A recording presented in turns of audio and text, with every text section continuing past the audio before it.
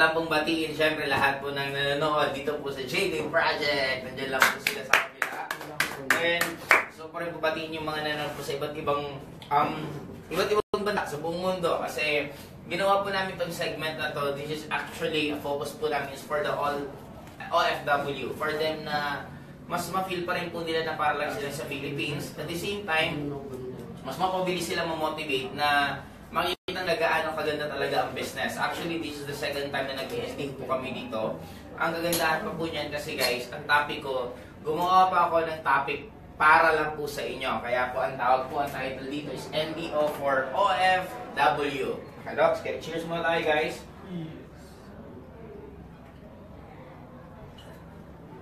Yun, ang sarap. Now, pag-uusapan po natin, bakit po may mga nag-join sa networking, bakit po may mga nawawala sa aim, bakit din po may mga tao na mabilis kumita, at bakit po may mga taong hindi. At pag-uusapan din po natin ano yung mga dapat na skills, attitude na meron kayo for you to become successful sa ganitong klaseng business. Kasi guys, kung mapapansin nyo, lahat ng nangyari sa atin, nag-uumpisa po dito. Influence. Ano ang influence? Mapapansin may mga tao na nagiging empleyado. Ang tanong, bakit sila nagiging empleyado? Malamang may mga kamag-anak sila or magulang nila na empleyado din. Nakita po nila na sabi sa kanila na mag-aaral ng mabuti, para pag nakapag-aaral ka ng mabuti, makakahanap ka ng magandang trabaho, and pag naging empleyado ka, pwede kang mag-ipon, you need to climb the corporate ladder, then after climbing the corporate ladder, na pwede kang magiging successful sa buhay. Bakit may mga tao naging seaman? Kasi malamang marami po sa lugar nila ng mga seaman. Pwedeng uncle, auntie, tito nila ay seaman, kaya sila naging seaman. Bakit naman maraming mga ibang nagiging OFW? Simple lang. It's just the same. May mga kamag-anak, kaibigan, sila na OFW. Now, kung mapapansin mo, kung ano ang nangyayari sa'yo, napakalaki po ang factor ang tinatawag na influence. Ibig sabihin, kahit ano pala, may choice ka kung ano ang gusto mo nangyari sa'yo. Depende kung ano ang hahayaan mong influensya na mabibigay sa'yo. Bakit may mga nagtanong ka ba sa sarili mo bakit karamihan negosyante dito sa Philippines mga Chinese? Simple lang. Hindi naman dahil sa lahi, hindi dahil sa kulay ng skin, hindi dahil sa kung sino ka. Nagkakataon lang, paano ka train? Ang Pilipino, ito anak, mag-aral ka ng mabuti, pagka-graduate, maghanap ka ng magandang trabaho. Ang mga negosyante, ang mga Chinese, tinuturuan naman sila, ikaw anak, alal buti. Para ikaw pagkatapos alal buti, hanap ka ng magandang negosyo. Okay, ibig sabihin, doon mo makikita na yung influence mula bata hanggang paglaki na di. Now, kaya ko ito naisipan na topic na to kasi ipapakita ko po sa inyo na napakaganda po. Bilang OFW, tutulungan ko po kayo na kung ang pagiging OFW nakakatulong sa inyo para kayo mag-survive, para kayo mabuhay, para kayo kumita ng pera, at kahit pa paano para ka magpadala ng pera sa mga mahal mo sa buhay sa Philippines. Now, tuturuan ko po kayo ano yung magiging way para po makalabas po kayo sa pagiging OFW. Kasi technically, akala ng iba, lalo po ng mga taga-Philippines, napakasarap ng buhay ng isang OFW. Siyempre, sino ba naman ang hindi magnanais or mangangarap na makapagtrabaho sa ibang bansa na ang pumunta sa ibang bansa kadalasan akala natin is vacation, pero sa isang OFW, nagtatrabaho at the same time, nagbabakasyon ka. But, behind all those na pagpapadala, behind all those na resibo na naiipon sa'yo sa kapapadala mo sa mga mahal mo sa buhay, maraming iyak ang hindi napakita sa picture. Maraming lungkot ang hindi napakita sa Facebook. Maraming mga senaryo sa buhay natin na hindi nagagawa. Kaya sabi ko, since nakakapunta po ako ng iba't ibang bansa, nakakapunta ako ng UAE, Hong Kong, Singapore, Malaysia, Thailand, Indonesia, sobrang dami kong napupuntahan na lugar, at ang dami kong ini-interview mga OFW. And doon ko na-find out na hindi naman po talaga halos lahat ng OFW masaya if they have a choice. Kung may choice lang po talaga silang kumita ng kinikita nila dito sa Philippines, they'd rather work here rather than sa abroad. Hindi po madali magtrabaho sa ibang bansa, lalo na mag-aalaga ka ng anak ng may anak, tapos ikaw, sarili mong anak, hindi mo maalagaan. Lagi ka magpapadala ng pera, masasarap ang buhay ng mga pinapadala mo sa Philippines, tapos ikaw naman nagtitipid, lagi ka nagtitipid para lang may pagpadala. Now, naisipan ko, habang kanina po maghapon, so ano kaya magandang topic ko para sa mga, parang ilibre ko para sa OFW. Doon ako nag-come up na, I will help you paano kayo mag-come up na pwede po kayo makaalis sa tinatawag na pagkakakulong ng OFW. I could help you na pwede kayong kumita ng times 3, times 4 to times 5 nung what you're earning right now. Kaya para po sa akin, sa lahat po ng nanonood po ngayon, if may mga kaibigan po kayo mga OFW, share nyo lang po itong video to, wala pong mawawala sa kanila. I'm sure it will be a very happy conversation sa isa't isa sa atin. And at the same time, I'm sure maraming po kayong matututunan sa mga sasabihin ko mamaya. Okay, now, balik tayo dito. Lahat is influence. Kung ano man ang paniniwala, it's just an influence. Kung ang magulang mo Catholic, ang laki pa ng chance ang Catholic ka rin. Kung ang magulang mo is Christian, ang laki ng chance ang Christian ka rin. Kung ang magulang mo Muslim, ang laki po ng chance ang Muslim ka rin. If we're going to analyze everything, kung ano man ang nagiging pasok sa'yo na paniniwala, yun ang nagiging reality mo. Now, bibigyan ko po kayo ng isang magandang pwede niyong gawin. Kung lahat is influence, ano ang dapat gawin? Ito po ang nangyayari sa lahat ng OFW. Ang networking, balik muna po tayo sa AIM Global. Bakit kailangan niyo pong gawin ng AIM Global? Number one, AIM Global is already trend. Wala ka pong choice. Pag sinabing trend, puso na. Mas maganda mag-networking po sa panahon ngayon kasi napakadali na. Bakit? Meron na pong internet. Katulad po nito, just imagine this. Kung nasa Hong Kong ka, nasa UAE ka, nasa Singapore ka, kahit nasa ang lupalop ng mundo, nasa Canada ka, kita-kita tayo. Because of this, na dati kaya ba? No. Maliban sa trend na po ang networking, ang pera niyo po, pag nilagay niyo po sa bangko, lugi-lugi kayo. Why? Napakaliit po ng tubo ng value ng pera. Okay, bibigyan ko ng example. Kung ang paniniwala po natin, dapat ang pera nilalagay sa bangko, guys, it's true. Kung gusto mo talaga, maging safe lang yung pera mo. But kung gusto mong lumago ang pera mo, it's not. Why? Lugi po kayo sa tinatawag na tubo. Kasi ang tubo po sa bangko, napakaliit na lang. Example. Kung ngayon is 2017, balik po tayo ng 2007. Now, kung meron kang 1,000 pesos noong 2007, at meron isang bangko na tutubuan ka ng 50% after 10 years. Therefore, ang magiging pera mo, 1,500 pesos. Tumubo siya ng 50% in a span of 10 years. Maganda to. Actually, walang nangyayaring ganito. Kasi kung may ganito, napakaganda po ilagay sa kanila yung pera nila. Now, ang point ko, sa mata natin tumubo to. But on reality, hindi. Why? Example na lang po, Yossi. Way back 2007, baka ang Yossi po, or isang stick ng Marlboro, sabihin na lang natin, 1.25 cents. Ibig sabihin, kung may 1,000 pesos ka, at ang halaga po ng Marlboro is 1.25 cents, makakabili ka ng almost 800 pieces na stick ng Yossi. Now, since nakita natin na after 10 years, tumubo ang pera natin, ang kagandahan, we're thinking, wow, ang laki ng pera, lumaki, tumubo. But on reality, kung 2007 mo gagamitin itong 1.5 at mamimili ka ng Yossi, wag na lang po sa stick ng Yossi 4 pesos or 5 pesos. Doon na tayo sa stick ng Yossi 2.50. Kung 2.50 ang stick ng Yossi, magkano lang mabibili mo? 600 pieces.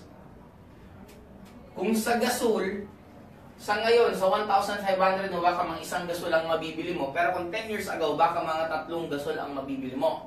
Ito yung pinpoint out ko guys, na as early as now, it is useless kung gusto mong yumaman na hindi ka marunong tumingin ng ganito kasi simple. Sa buhay, ang pinakamahirap maintindihan yung simple. Sa buhay, ang pinakamahirap maintindihan na hindi mo naman kailangan maging matalino, hindi mo kailangan maging apelyedong Chinese, hindi mo kailangan maging singkit para kayo yumaman. Ang kailangan mo lang, maging practical. Kailangan mo lang matutunan sa buhay na matuto kang spend ng maliliit ng amount pera. Kasi kung marunong ka mag-alaga ng maliliit, madali na po ang malaki. Akala kasi natin palagi kailangan ng malaking amount, kailangan yumaman ka muna bago mo i-handle ng maayos para ka magbago buhay mo. But on reality, sa maliit lang, if marunong ka mag-handle, automatic it will be very easy for you na maging mayaman. Okay, now, kaya ako to pinapakita sa inyo for you na maintindihan at pahalagahan ng pera. Katulad sa mga OFW, naiintindihan ko po pag OFW para po kayong, yes, para kang politician. Ikaw ang takbuhan lahat ng kamag-anak mo, ikaw ang takbuhan ng mga anak mo, lahat ikaw. But guys, wala pong masamang tumulong, pero hindi naman po kailangan na parang ikaw na mismo ang bumubuhay ng buong angkan mo. wala pong masamang protect your money. Ibig sabihin, kung kumikita ka ng pera, hindi naman po pinupulot yung pera, hindi ibigay sa inyo, pinagtrabahuhan nyo po yan. Then, you should also learn to protect your money. Kasi pag OFW, ang dami pong nakapalibot sa inyo na gustong kunin ng pera. Sino yun? Nagbibenta sa iyo ng so-called na investment. Balik dito naman tayo sa investment na to. Number one, dapat matutupo kayo na ang pera nyo tumutubo po siya talagang mas mataas. Kaya dapat, kung magkakaroon po kayo ng pera, mas maganda, i-invest nyo po yan sa isang business na pwede po talagang kumita kayo ng malaki.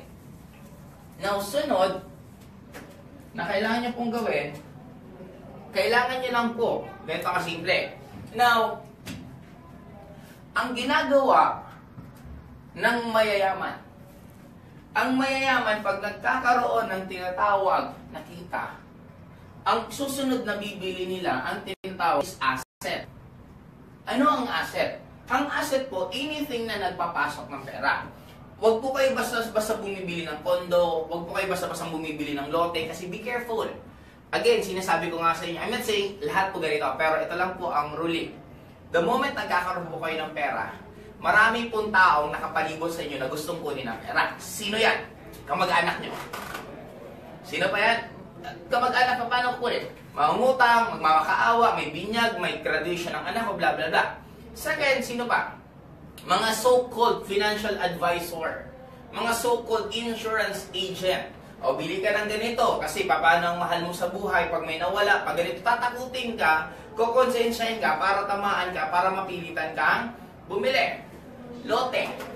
Sasabihin nila, napakaganda bumili ng lote kasi in a span of few days, few hours, few years, tutubo, mga mahal ang lote. Guys, kung ang lote hindi nyo pa naman po talaga gagamitin, at kung para for investment lang, be careful. Kung you have excess money at marami, okay lang. Pero kung sakto-sakto lang, huwag mo nang invest kasi ang asset dapat nagpapasok ng pera. Ginto. We're so fun, lalo pa mga OFW, buying ang ginto. Hello, ganito na, guys, again, ang ginto po, hindi po siya asset. Nagiging asset lang isang bagay, parang ito, bumili ako ng remote control, binili ko piso, after a few days, binenta ko dos, that is asset.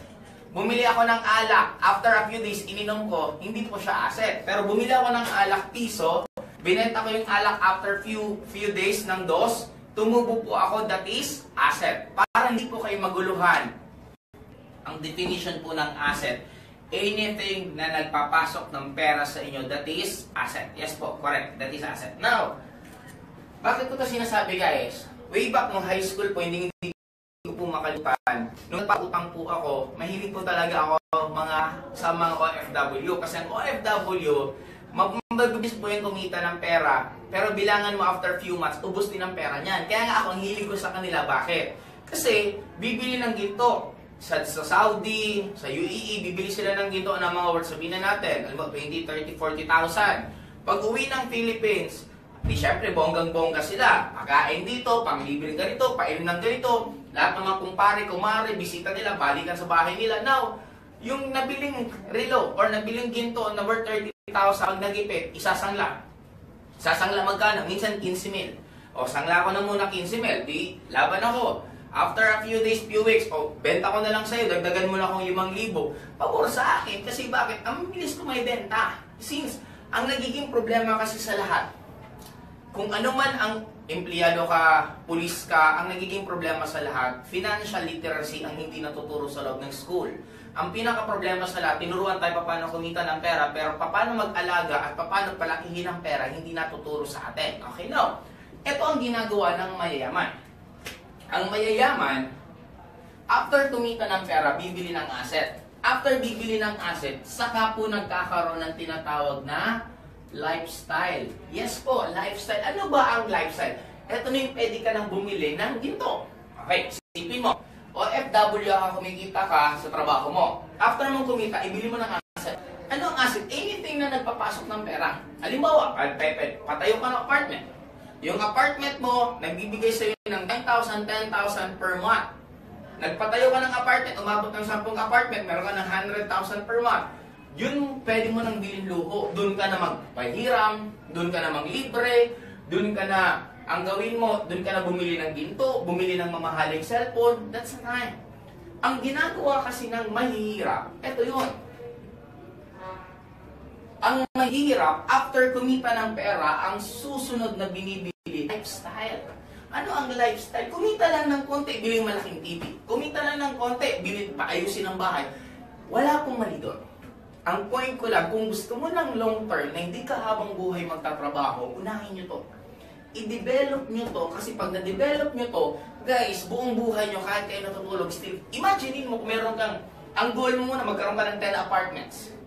Kung meron ka ng 10 apartments at nagbibigay sa'yo ng 10,000 kada isang apartment at meron kang 100,000 per month, if you're earning 100,000, lifetime na yun. Okay, gets yun? Now, anong point ko, guys? Ito ang dapat maging cycle kung gusto nyo yumaman. Now, tuturukan ko kayo dito. Kasi ang kagandahan po sa InGlobal ngayon, kasi this is already a form of asset. Why? Magpapasok po siya ng pera. Ang kagandahan po sa InGlobal, ang nangyayari po sa inyo pag ginawa yung ganitong business, mas madali po kayong kumita at napakaliit lang ng kapital nyo. Hindi nyo po kailangan ng 50,000, 100,000, no. In a span of 12,980, pwede nyo na pong gawin yung business na yun. Right now, paano kayo magsasucceed sa ganitong business? Since alam nyo na po, paano ang technique para lalo kayo yumaman, ito dapat pag-usapan natin. I-build natin ang i-build yung asset nyo. Right? Now, after asset, dito na po tayo sa tinatawag na EDC rule or tinatawag na EDC of success. Okay? Paano yan? Now, EDC of success. Mabilis ba ako magsalita? Okay. Dami. 500. Oh, 5,000. ABC of success. Ang attitude po ng OFW, ganito yan. Tuwing linggo, tuwing day off nila, doon na po sila magbabawi. Kasi nga, kung kulong ka lagi sa trabaho mo, nakakulong ka sa bahay ng amo mo, hindi ka pwedeng lumabas from Monday to Friday or Monday to Saturday, bumabawi po sila lahat pagdating ng Sunday. Ito na po yung magkukumpul-kumpul sila sa isang lugar, halimbawa sa Hong Kong, hindi ko sure kung Kowloon or basta isa-isang lugar doon sila mag-iipon-ipon. Magugrupo-grupo ang mga Bisaya, magugrupo-grupo ang mga Waray, ang Bicolano, magugrupo-grupo. Actually, pag napapadaan ako doon, nangihinayang ako ng sobra sa oras. How I really wish kung isa din akong OFW, ubusin ko yung linggong yun, re-recruiting ko sila lahat. Magsasayang ka. Yes, nakakamiss ang mga ginagawa natin sa Pilipinas, pero anong gusto mo? Namimiss mo? At pansamantala mong sinisolusyonan yung kalungkutan mo?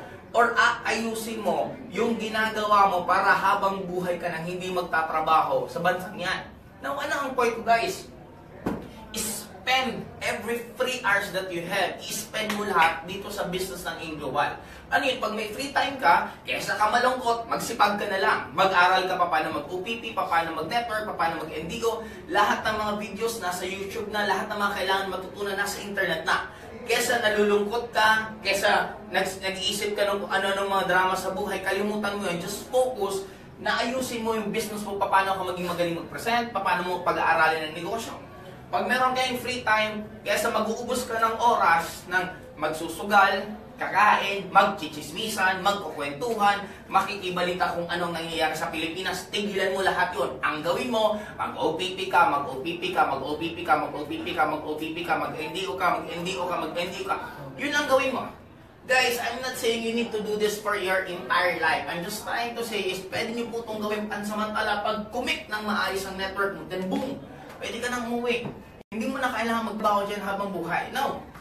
Ang attitude kasi ng OFW, since yun ang nakakasanayan at yun ang akala natin tama, ang akala natin dapat since pagod ka na sa trabaho mo, pag linggo dapat bubelo ka. Guys, ako na mismo magsasabi, just give yourself 2 years straight na gawin ng InGlobal ng tuloy-tuloy. Oo, medyo nakakalungkot man kung magpipigil ka, just like us. Ako, nung nag-networking po ako, ginibap ko kaibigan ko, ginibap ko lahat ng birthdays, reunions, kung ano-ano mga gimmick, ginibap ko sila lahat. Why? Guys, bottom line, i-times mo or i-multiply mo yung ginagawa mo, anong ibabalik sa'yo? Gumimik ka ng 1,000 pesos, anong ibabalik sa'yo? Gastos. Magbakasyon ka ng 1,000 pesos, anong ibabalik sa'yo? Gastos din. Now, ano ang point ko? Pwede mo naman gawin yon pag medyo okay ka na. Kasi technically, akala natin lahat tayo malaya. Oo. kunwari lang naman tayo malaya. Sabi nga ni Jose Rizal, malaya na daw tayo sa pananakop ng mga Spaniards. Pero ang reality, lahat po ng OFW, nakakulong ka pa rin sa tinatawag na income. Nakakulong ka pa rin sa country pinagtatrabahuan mo. Nakakulong ka pa rin na hindi mo man lang pwedeng magawa kung ano yung mga gusto mo sa buhay mo. Kaya for me, ang first na maging attitude is maging businessman. Magkaroon kayo ng attitude, oo, kahit OFW po kayo, pwede po kayo maging negosyante mag-isip. Kahit OFW po kayo, pwede naman na hindi nyo naman kailangan lahat ng tutulungan nyo. Kasi ako, kwentuhan ko na lang po kayo ng konti. Hindi ko po makalimutan, bumagsak negosyo namin kasi yung mother ko medyo mabait po ng sobrang mom ko na gusto niyang tumulong ng tumulong sa mga ibang taong humingi ng tulong sa kanya. Dumating po sa point na yung mom ko, ultimo, wala na nga siyang ipapautang, mangungutang pa siya para may mapautang lang siya sa kaibigan niya. And the sad part is, yung pinautang niya hindi na nagbayad, tapos yung mama ko ngayon ang sinisingil yung inutangan niya. Sa sobrang bait ng mama ko, doon kami bumagsak. Kaya doon ako medyo naging top sa decision making, especially pagdating sa money. Guys, ang daling makonsensya sa pera. Pero pag ikaw na down, ang hirap din maghanap ng katulong. Kaya for me, again, there's nothing wrong tumulong, basta medyo nakasobra ka na sa budget mo. Kaya dapat, ultimo pera mo, itutulungan nyo po ang budget. Mamaya po, tuturuan ko po kayo paano mag-budget. Pa-remind na ako kada na kung paano mag-budget po ng pera para maturuan ko kayo. Second is believe. Kailangan nyo po magkaroon ng tiwala sa sarili nyo. Hindi po kayo magiging successful kung wala ka pong tiwala sa sarili mo. Kailangan magkaroon ka ng tiwala sa sarili mo na nakikita mo na darating ang time, yayaman ka. Dapat nakikita mo sa sarili mo na darating ang time, aalis ka dyan sa country nyo.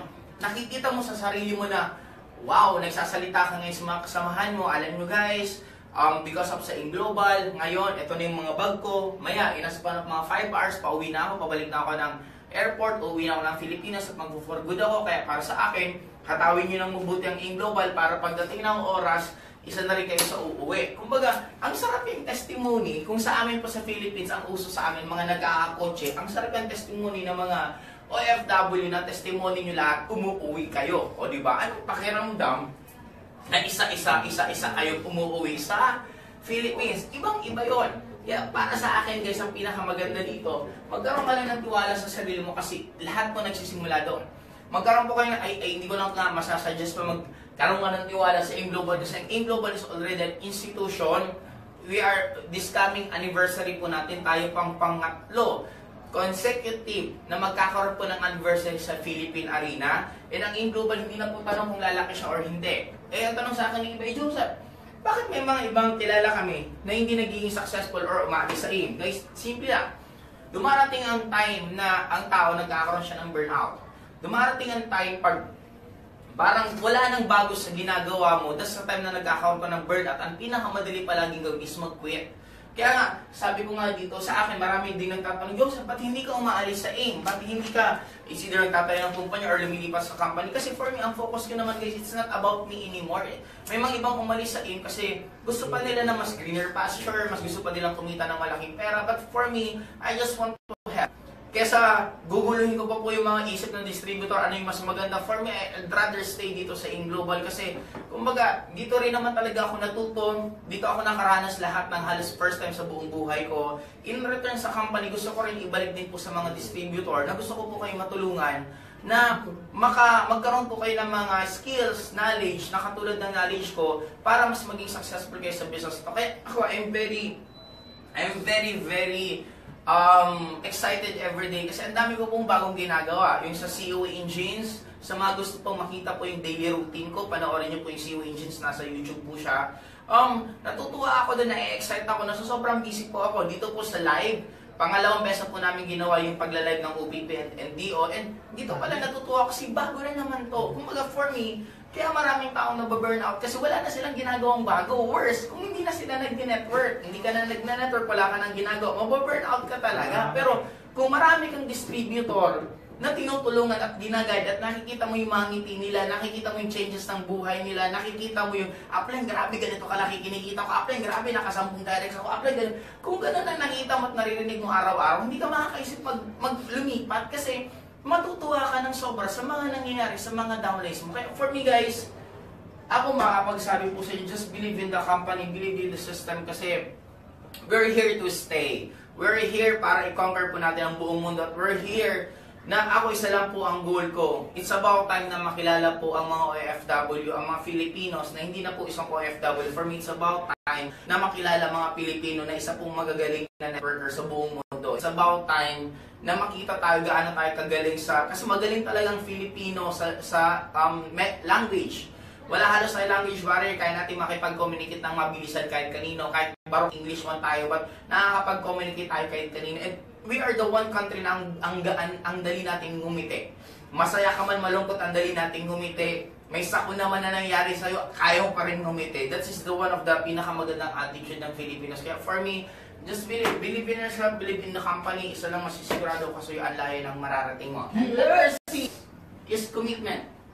Commitment kanino? Commitment sa sarili mo. Ang problema sa tao, gustong-gusto natin magkaroon ng pagbabago sa buhay natin. Ayaw naman natin baguhin yung ginagawa natin. Guys, ang changes, hindi po siya nagagawa ng 1 minuto. Ang changes, hindi po siya nagagawa ng 1 linggo, 2 linggo, 3 linggo. Ang changes, nangyari siya ng mahaba. Kaya if you want na magbago buhay mo, simulan mo sa sarili mo. You can never change your life if you're not going to change yourself. Kailangan mo baguhin yung sarili mo, the way you think, the way you act. Paano ka ba gumising, paano ka ba matulog, paano ka ba humarap ng problema. Doon magbabago buhay mo. Pinaka-easiest thing to do sa atin pag may problema tayo tumakbo. Mas gusto natin palaging gawin yung mga bagay na madali rather than dapat gawin natin yung mga bagay na dapat natin gawin. Kaya kung may problema ka, yan ang sukatan ano kasing tao ka. Pag may problema, harin mo, head on. Tanungin mo, bakit nangyayari sa'yo ito? Bakit ka nababaw sa utang? Bakit nangyayari ganito sa'yo? Bakit may mga taong hindi naniniwala sa'yo? Bakit may mga taong, just ask. Kasi ang point ko guys, the moment you're going to change yourself, even a single 1% improvement a day. Just imagine this guys, if you're going to improve yourself 1% improvement every day, you will have a 365% improvement in a year. Ibig sabihin, you will change 3 times na 100% ang magbabago sa iyo. Just focus on small things. Huwag niyo mag-focus ng malaking bagay kasi nahalap nila gawin. Magsimula ka lang sa maliit. Magsimula ka lang matuto ka mag-present pa isa-isa, pa-dalawa-dalawa, pa-tatlo-tatlo, pa-apat-apat. Magsimula ka lang muna na nagsisipag ka na araw-araw. And doon mo na lang magugulat isang araw, bigyan ang laki na nang nangyayari pagbabago sa'yo. Sabi ko nga, sa mga 1 year, 2 years, 3 years na po na network, isa lang po sasabihin ko sa inyo. Yes, parang walang pagbabago nangyayari sa'yo, parang hindi ka pa rin kumita, parang hindi ka pa rin mayaman, pero try na balikan mo yung past mo. Try mo balikan paano ka nagsimula. Isa lang sure ko, ang layo na ng pinagbago mo. Ibang-iba ka na magsalita, ibang-iba ka na mag-isip, ibang-iba na mga kaibigan mo ngayon, ibang-iba ng result mo, at lalo na ibang-iba na ang problema mo. Anong tawag doon? That is already changes. Nagkakaroon ka na ng changes sa buhay. Learn to appreciate everything na nangyari sa'yo. Kaya, have a commitment sa sarili mo na the moment ako mag-stop, nakuha ko ng goal ko. Don't ever stop hanggang hindi mo nakuha ang goals mo. Kasi yan ang ginagawa ng lahat ng normal na tao na walang nangyayari sa buhay nila. Mahirapan ng konti, tigil. Magutom ng konti, tigil. Umulan ng konti, tigil. May ibang tao, iimbitahan mo sa office, apply, ang init kasi hindi ako nakapunta. Okay. One time, i-invite mo naman, apply, hindi ako makapunta kasi ang ulan kasi. Ano ba ang tamang klima para sa'yo?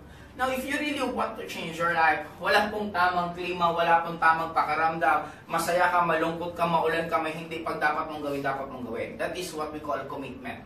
Kumbaga yun ang pinaka-importante sa lahat. Okay, letter D is discouragement. Huwag po kayo masasaktan kung nadi-discourage kayo kasi ang business, it is a discouragement business. Normally po, maraming tao na magtatanggi sa'yo. Maraming tao ang hindi maiintindihan ginagawa mo. At worst, mas maraming tao, kung sino pa ang close mo, yun ang magiging cold sa'yo. Kaya nga may biro po ako. May term po sa networking na ang cold market, sila po yung mga hindi mo kakilala. Ang warm market, sila yung mga kilala mo. Pero ako ang tawag ko, ang warm market, sila ang cold market. Alam niyo kung bakit? Kasi ang warm market, sila yung cold kasi sila yung sobrang cold sa'yo. Na after mo mapresentan, hindi ka na pinapansin. After mo nakita nag-networking, gusto mo yumaman, hindi ka na iniintindi. Now for me, sobrang dami ng warm market kasi hindi po siya nauubos. Lalo pa po ngayon. Ngayon napakadali na po kasi may mga technique na po sa pag-i-internet na lang sa Facebook marketing. Ang dali na po kasi message ka na lang, ma-reject ka man, SIM mode lang. Kesa noon kami, kailangan pa namin bigay ng flyer. years. Hirap nun. Bibili ka ng coupon bond. Ipapa-photocopy mo. Ano tawag yan? Ikakat mo pa minsan isa-isa. Pagkatapos ikat, ipamimigay mo pa. Alam mo, ramdam mo na parang kada bigay mo, parang nagtatapon ka ng pera. Tapos worse, hindi pa naman nila kinukuha or hindi nila binabasa. But ngayon, because of Facebook, message ka na lang ng message. Padala ka na lang ng padala ng message. Halos anong nawawala lang sa'yo? Internet connection. Anong napapagod sa'yo? Liri lang. Now, ano ang point ko, guys? Damihan mo lang kausap mo. Mas malaki, mas marami kang pinapadalan, mas maraming chance ang may maniniwala. Mas konti kang papadalan, mas konti ang maniniwala. Just not be so sensitive sa mga nangyari sa'yo. May taong gusto, may taong ayaw. Parang ganito yan. Para hindi ka masaktan, just always remember this word, respect. Ano yung respect? Iba gusto ng tao. May taong gusto ng pansit, ayaw ng spaghetti. May taong gusto ang bihon, ayaw ng pansit. May taong gusto ang pantalon, ayaw ang short. May taong gusto ang soft drinks, ayaw ng juice. No, that's life. Now, ano ang kinabibigla mo na may mga tao na offeran ka na ayaw ng networking? Ang pinaka-shortest ways technique dito, pagka-present at ayaw, hanap ulit ng iba. Don't ever dwell sa taong nangako sa'yo magjo-join. Nagsabi sila, magjo-join po ako upline, magjo-join po ako next week. Then sabihin mo sa kanili mo, okay, congratulations, see you next week. At sa gagawin ko na dyan, isisave ko sa cellphone. Si letter A magjo-join next week. Then after nun, present na ulit ako iba. Mag-present na naman ako ibang tao, blah blah blah blah. Magjo-join ako sa Friday. Okay, congratulations, thank you. Isisave ko na lang sa phone ko na magjo-join sa Friday. No, never ako mag-stop. Na hindi na ako maghahanap ng tao dahil may nangako na mag-join. I don't ever do that. Present ako, present. Nung Friday, biglang nag-text sa akin. Pasensya ka na, Joseph. Medyo biglaan, may gastos ganito. Ang tanong lang lagi, okay sir, kailan nyo po plano mag-join? O sabi na naman, next month, okay po, isisave ko na naman. Hanggang kakaganon mong kakaganon, meron dyan ibang tao na tutupad sa usapan. Meron nga dyan iba na pagka-present mo, nagbabayad agad. Meron din dyan na iba, nung prenesantan mo ngayon, nag-join after a year. Now, ano ang point ko guys? Kaya maraming networker lang naiipit dito kasi umasa ka sa prospect mo at naniwala ka agad. No, don't ever do that. Don't ever stop. Present lang ng present. Kailan ka lang magtitigil mag-present? Pag medyo kontento ka na sa kita mo, pag medyo okay ka na sa nangyari sa gumpas, saka mag-stop mag-directing. Pero hanggang hindi ka pa kontento sa income mo, don't ever stop directing. The moment you stop directing, you stop earning. That's the reality of life. May mga ibang networker na gusto mag-manage. Meron siyang left, meron siyang right, doon na lang. Kanya-kanya po yung trick. Pero kung ako tatanungin nyo ako, networking is my way of life. Kami nagtatanong sa akin kailan ako magre-retire. I will never retire because I'm not working. For me, networking is my way of life na para sa akin, normal sa akin mag-recruit. May mga katabi ako, re-recruitin ko. May makilala ako, re-recruitin ko. May nawawala ba sa'yo habang nagsasalita ka? Wala. Na ang gagandahan pa ngayon, mas madali na bakit? Pag may mga tanong siya, may mga video sa YouTube, kung anong tanong, isisend mo na sa kanya. You will never do the explanation again. Kung may mga videos na ganyan, andali na nga mag-networking. Hindi ko, parang ganito yan eh. Sa mga tao na nagiging extraordinary at successful sa isang field, they really love what they do. At para sa kanila, yung ginagawa nila parang hindi trabaho. Sa mga taong normal, sa mga taong average, para sa kanila, parang sobrang trabaho ginagawa nila. Parang ganito, may mga ibang basketball player na nagrereklamo na nagpa-practice sila palagi. Anong tawag doon? Yan tinatawag na average. Alam mo ba si Manny Pacquiao? Pinapakiusapan mismo si Manny Pacquiao na Freddie Rose na tumigil ka na mag-practice, pahinga ka na. And sino si Manny Pacquiao ngayon? 8 division title. Siya lang meron ganung klaseng, meron klaseng ganun na award. Kaya for me guys, it's your call, it's your choice. Pero kung tatanungin nyo, para hindi ka masaktan sa discouragement, damihan mo lang ng damihan ang mga kausap mo. Ganun siya kasimple. Kasi hindi mo na mapapansin na nawawala. Parang ganito, may nangako mag-join 10. Isa nag-join. Hindi mo na mapapansin yung siyam, ang mapapansin mo na yung isa. Ganun lang po ang technique. Okay? Sunod, A, B, C, D, E. Excitement. Maintain your excitement. Paano mo i-maintain ang excitement mo? Alalahanin mo bakit ka nag-networking. Gusto mong bago buhay mo. Gusto mong dumating sa time na may sarili ka ng kotse, may sarili kang bahay. Now, tipo sa inyo lahat.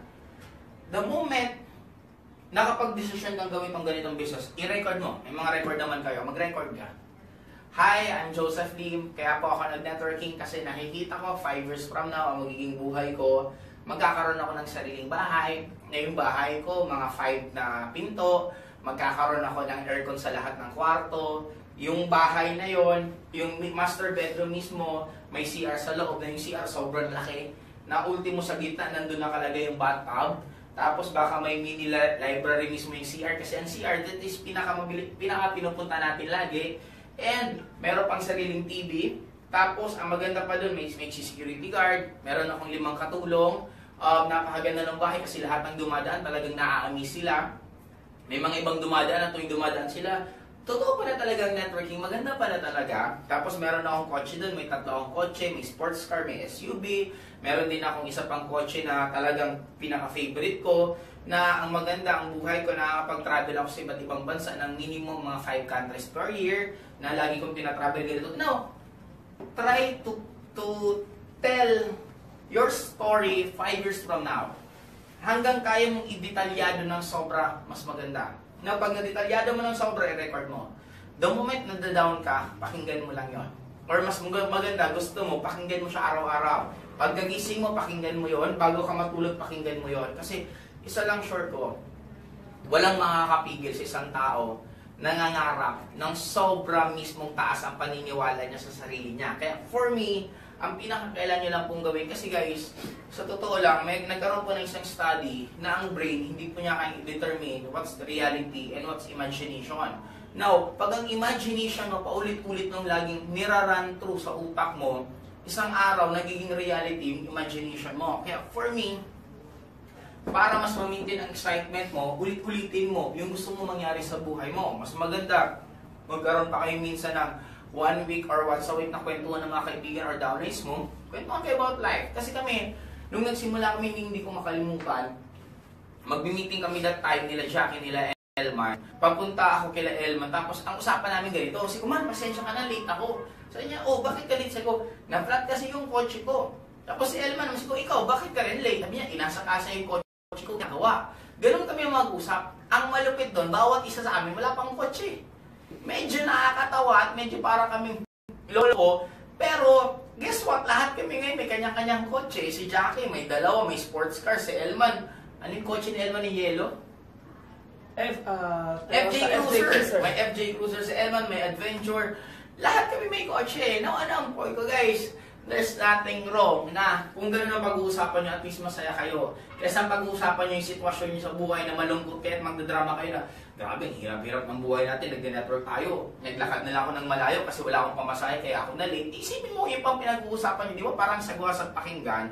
Kaya kami that time, lagi lang kami excited. Ako ang pinaka-dating nagmumotivate sa akin, hindi ko makalimutan. Lagi po ako nanonood ng I Believe I Can Fly ni Michael Jordan. Pag napapanood ko po yung I Believe I Can Fly na kanta, tapos si Michael Jordan po yung feature dito sa YouTube, sobra po na-inspire. Na-inspire po yung mga moves niya, paano niya ginagawa yung basketball moves niya, sobra po na-inspire doon. At ang hilig ko rin po panoorin yung lifestyle ng mayayaman. Pag pinapanood ko, napapump up na naman ako. Guys, ang excitement, para lang po siyang libag sa katawan. Pag may libag ka at madumi katawan mo, anong gagawin mo? Yes, maliligo ka. Ang problema sa tao, pag nadadown ka na, anong ginagawa mo? Nadadown ka na, nagbabasa ka pa ng mga nakakadown lalo sa'yo. Nadadown ka na, pupunta ka pa sa isang kaibigan mo na madrama din sa buhay. Nadadown ka na, manonood ka pa ng mga pelikula or mga soap opera na lalo kang madadown. Ano ang point ko, guys?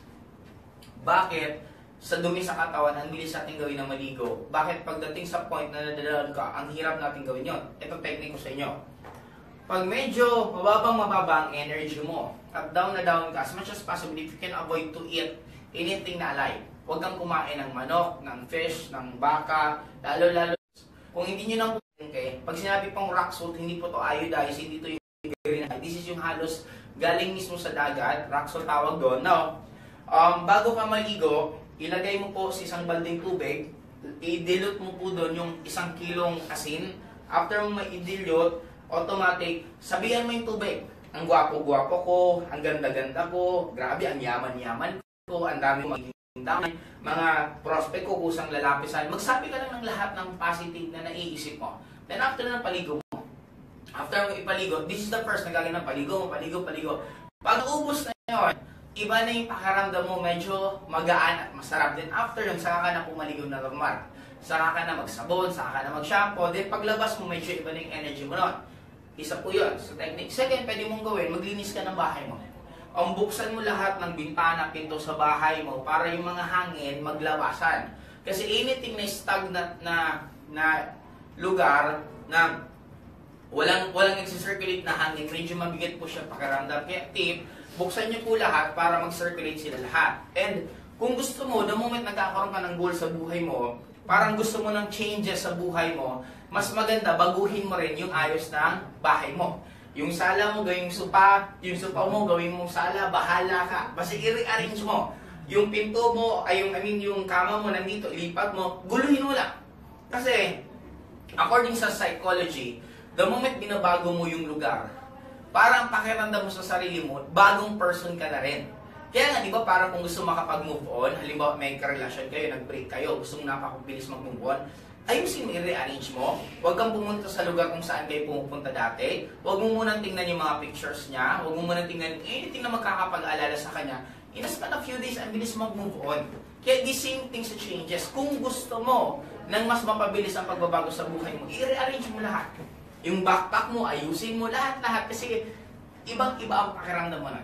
Okay, sunod, F, focus. Focus saan? Sabi ko kanina, be consistent and maging focus ka kung ano goal mo. Huwag kang magbabago-bago ng goal kasi ang gulo niyan. Ang nangyayari kasi sa iba, parang ganit, isulat mo ano bang mga goal? Ang goal po, iba't iba yan. Kotse, bahay, ganito. Pero for me, bago ka mag-goal ng kotse, bahay, mag-goal ka muna ng mini-goal. Ano yan? Makabayad ka ng kuryente, makabayad ka ng grocery. Doon mo muna simulan sa maliliit. Kasi pag nagagawa mong maliit, mas nagiging madali ang malaki. Okay? Kaya dito, tip ko na lang sa inyo, huwag mong tatantanan ang isang goal mo hanggang hindi mo pa nakukuha. Bakit kailangan ang goal magsimula sa maliit lang? Kasi pag nagagawa mong maliit, tumataas ang self-esteem mo. Ang nagiging paniwala mo, kaya pala siyang gawin. Hanggang susunod, matutuwa ka na kahit anong goal na ginagawa sa'yo, tuloy-tuloy mo na lang siyang i-hit. Okay? Sunod, E, F, G. Goals. Sa goals, ilista nyo. Mas maganda, ilista mo kung anong goal. Ito na lang, isa-isa natin. Ano bang normaling goal lagi ng tao? Halimbawa, mayroon kang utang. Sulat mo dyan, goal yan. Ano pa ba? Ano pa ba mga goal ng tao? Utang, kotse, bahay, savings. I think mas unahin tong utang, tapos savings. Paano yun? Ilista mo. Maging practical ka, guys, sabi nga nila, hindi mo masusolusyonan ng isang bagay kung ayaw mong tanggapin ang problema. Hindi mo siya masusolve kung tinatakasan mo siya at ayaw mo siyang harapin. Utang, ilista mo lahat. Ilista mo, number 1. May utang ka kay Fernan.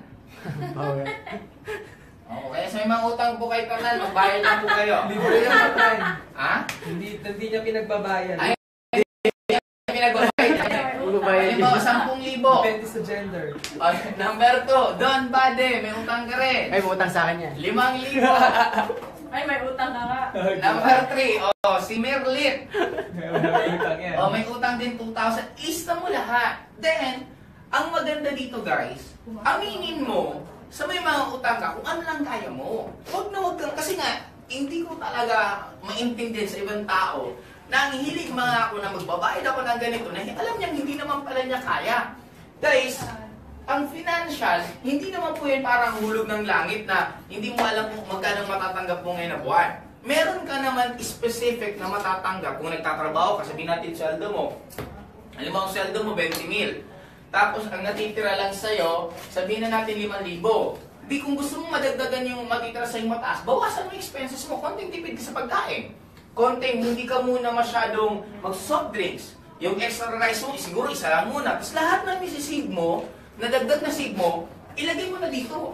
Pambayad mo ng utang mo. Ako nga dati po, ang hilig ko maglakad.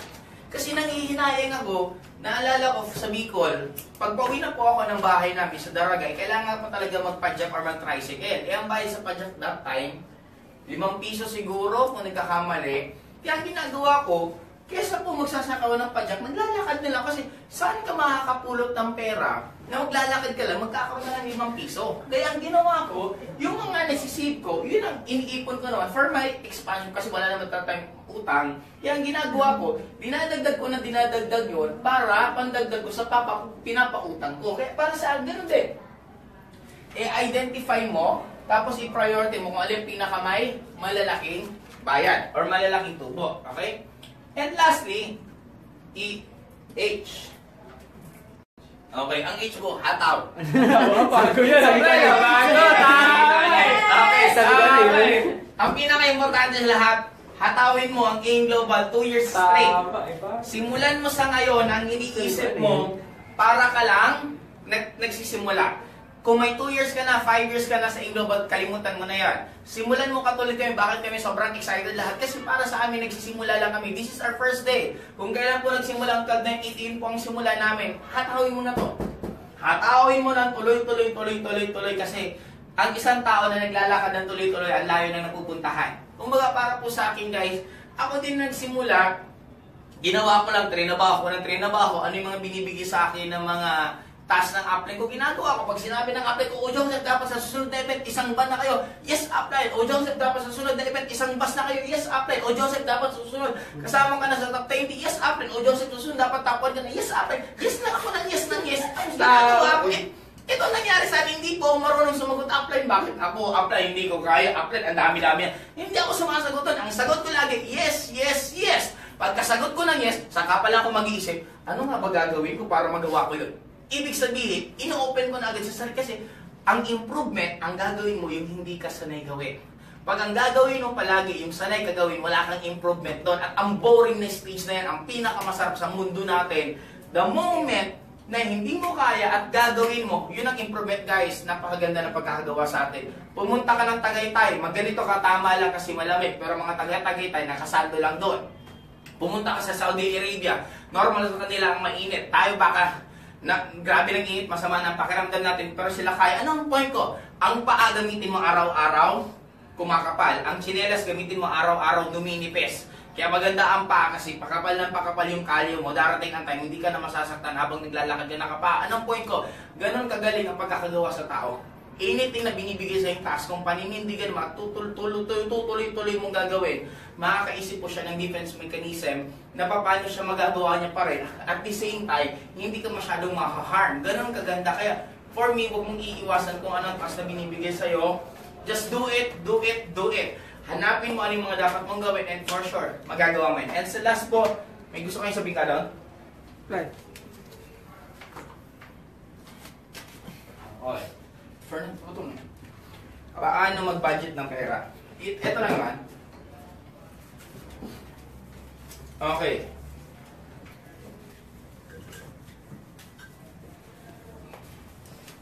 Now, lastly guys, dapat alam mo magkano ang nagiging cash flow mo. Okay. Halimbawa, ang sweldo mo, sabihin natin 20,000. Ano ba mga expenses? Ang expenses, sabihin natin food. Kano bang food? Sabihin natin 5,000. Ano pa ba? Kuryente. Sabihin natin ang kuryente, 5,000. Ano po ba yung mga gastusin? Food, kuryente, Pamasahe. Ano pamasahe sa English? load, Fair. fare, Sabihin natin fare and load. Halimbawa, 500. 500. Okay. Ano pa ba? Clothes? Ano pa ba? Clothes? Ano pa ba? Sabihin natin clothes. Ano ba ang clothes? Sabihin natin 1,000. Bisyo. Ano mo? Sine. Date. Kung date, kung ano. Ano mo? Sabihin natin bisyo. 1,000. Sabihin mo, ano mo? 2,000. Now guys, kung meron kayong first goal, ano mo ang goal nyo? Sabihin na natin doon pala sa kumita ka ng malaki, may mga utang ka. Ako, ang dali lang decision making ko. Ito, tatanggalin ko to. Ito, kaya ko pang magtipid dito na baka magiging, sabihin natin, 3,000 na lang.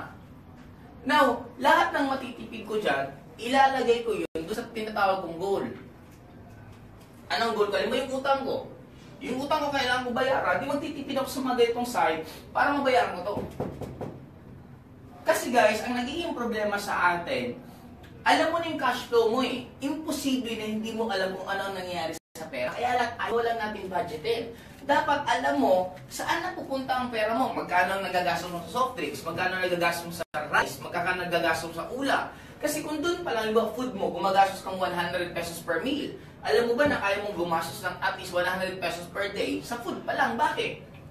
Hindi mo ba kaya magluto sa bahay at magbakon? Itago mo na lang ng konti. Huwag mo masyadong isipin yung sasabihin ng ibang tao. Ang pinaglalaban mo ito long term, hindi short term. Kesa naman ang ganda ng tingin sa'yo, kain ka ng kain sa labas, ang taas ng tingin sa'yo, pagdating ng dulo, gutom-gutom ka rin kasi halos wala na. Mas maganda pa ngayon palang magtiis ka. Nung ako nagsisimula po mag-network, may hilig ako magbaon. May baon nga ako mismo ng itlog. Babaon ako ng itlog kasi napakamura ng itlog. Dalawang itlog na kainin mo, busog ka pa, inom ka ng maraming tubig, okay na yun. Kung para po sa akin guys, dito pa lang, harapin mo lahat, ilista mo. At hindi ka pwedeng gumastos na hindi mo alam nangyayari. Dapat bilang na bilang ultimo sintimo kung saan ko napupunta kasi ang mayayaman, gano'n.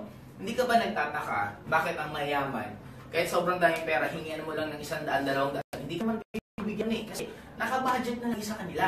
Ang mahirap, nauubos to nang hindi mo lang nilalang kung saan napunta. Kaya for me, matuto ka lang mamili kung ano dapat ang i-priority mo at ano dapat ang hindi. Kasi para po sa akin, kung aayusin mo to, mas madali po ang million para sa'yo. Kasi kung as early as now, na hindi mo to maaayos, mahirapan ka. Ako nga mismo, ito meron ako, this is just basic. Meron po akong tinatawag na, ang tawag ko po dito, ito po yung checklist ko. Ito kung magkano dapat ang pera ko dineposit sa ganito kong bangko, sa ganito kong isa pang bangko, sa ganito ko pang savings. Nandito po, may trace po ako. Ito, naka-April 2017, ibig sabihin po, ngayon pa lang March, tapos na po ako sa goal ko. Kaya ang tinatrabaho ko ng is coming April. Now, nagkakaroon pa ako ng tracker ng pera. Kasi napaka-importante mo na dapat may tracker ka. Kasi ang nagiging problema ka ng lahat, karamihan, walang tracker, kumita lang malaki, hindi nila alam kung saan napunta. Minsan ay kinita sa genealogy nila sa DTC ng 1 million, 2 million, isa lang po tanong ko, saan napunta yan? Okay? Now, exactly. Tama po ang nagiging sagot mo. Na nagiging problema lang sa atin, wala lang tayong tracker. Kaya, ulitin ko tanong. Bakit mo pa gustong yumaman kung pagdating sa dulo na kumikita ka ng malaki, uubusin at wawaldasin mo at hindi mo rin alam kung saan napunta? Kaya para sa akin, as now, kahit maliit pa lang kinikita mo, matuto ka na mag-manage ng pera mo, matuto ka na mag-analyze kung saan papunta. Kasi kung matututo ka dito, ang sarap kaya ng buhay na imaginein mo, 1 year advance kang bayad sa payables mo. Ano kaya pakiramdam mo? Ano kaya ang pakiramdam kung darating ang time, pag nagbabayad ka sa internet connection mo, 2.5, bayad na po ako for 1 year. Di ba? Ang sarap na gano'n ang pakiramdam. Kaya for me guys, ayusin na natin, matuto na po tayo sa mga naunang networker dati, na sobrang milyon-milyon po ang kinita, pero halos to ubus din at hindi na po nila alam ngayon kung saan napunta. Kumbaga, matuto na tayo doon. Parang si Manny Pacquiao, marami pang boksingero dati na hindi po masyadong marunong sa pera. Pagdating ng oras, walang-wala na rin kinikita ngayon. Kaya guys, I'm very happy din at ina-announce ko po, enrollment po ngayon ng JD Project sa both field and sa online. Sa mga wala pong nag-guide sa inyo, kung wala pong nag-guide sa inyo na apply, feel free po, pwede po kayo mag-enroll sa amin. Kung meron naman po kayong sinusunod na system at may apply po nag-guide sa inyo, sundin nyo na lang po kasi medyo magugulo po kayo kung papasok po kayo sa amin at meron pa kayong susundan. Ang isa pong kasing purpose ko, kasi by next year, 2018, ang goal ko po every 2 weeks na sa iba't ibang country. Kaya lang, ayoko naman pong parang iwan na lang ng basta-basta ang in global na parang hindi na po ako physically mararamdaman ng mga tao. Kaya naisipan ko pong itayo po ang JD Project, magto 2 years na po kami running, na para mas matulungan ko rin po yung mga iba't ibang distributor. Kasi ang dami pong mga distributor na lagi po nag-message sa akin, upline, paano ganito? Minsan nga po ako pang hinihingian, upline, niloko po ako ng downline ko, ng apply ko ganito. Wala na nga akong alam, ako pa parang sinisingil. Kumbaga kaya lang, sa love ko po, sa passion ko sa pag-network, sinasagot ko po talaga sila isa-isa. Kaya ngayon, mas medyo napadali po sa akin kasi ang sinasagot ko na lagi, kung wala pong nag-guide sa inyo at gusto nyo pong mag-guide, mag-enroll na lang po kayo sa amin. Kasi kesa ang iba nga nag-o-offer pa sa apply, lilipat na lang ako sa isip ko, wag na, hindi nyo na po kailangan lumipat. Mag-enroll na lang po kayo doon, sundin nyo lang po system. Fair po ang treatment ko sa lahat po. The moment nasa project po kayo, fair po ang treatment ko. Wala pong downline, walang crossline po dito sa amin. Pantay-pantay lang po kami lahat. Kaya sa lahat po, again po, sa mga gusto po magkaroon ng mag-guide sa inyo, feel free to message our page. meron po magre-reply po dyan. Okay, Docs? Yeah, guys, actually, I'm already done. Thank you for listening and hopefully makita ko po kayo ulit next week sa next na OPP natin this coming Thursday and next na NDO natin this coming Friday. Kaya sa inyo naman po guys, sa susunod na gusto nyo pang magkaroon po ng mas magagandang topic, feel free po to comment kasi pwede po akong gumawa ng may special training para po sa inyo. Hindi lang po OPP, NDO. Darating ang point, gagawa pa kami ng ASAP, Facebook marketing. Facebook marketing. Tuturuan po namin kayo paano po ang pag-Facebook OPP. networking. English OPP, Tanya can always do that. For me guys, thank you so much. Thank you for watching this and we love you all. Ituloy-tuloy lang po natin ipaglaban pangarap natin at trabahuhin natin kasi isa lang po lagi kong sinasabi, nung kami po pinaglaban namin ang pangarap namin ko, konti lang kami at kami lang po nagkakaintindihan. Ngayon po, pag pinaglaban yung pangarap nyo, nandito po kami po backup nyo, kami po tutulong sa inyo. At kami po lagi magsasabi sa inyo, wag na wag ka lang titigil, darating at darating ang time. Magbabago ang buhay mo at darating ang time, uuwi ka rin dito sa Pilipinas at magbabakasyon ka na lang sa ibang bansa. Again, Yes! thank you and good morning po. Bye-bye! Maraming.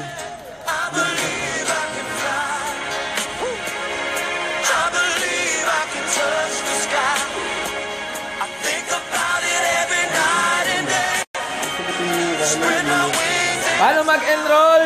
PM nyo lang po yung fan page na ito at sasagutin namin. Power!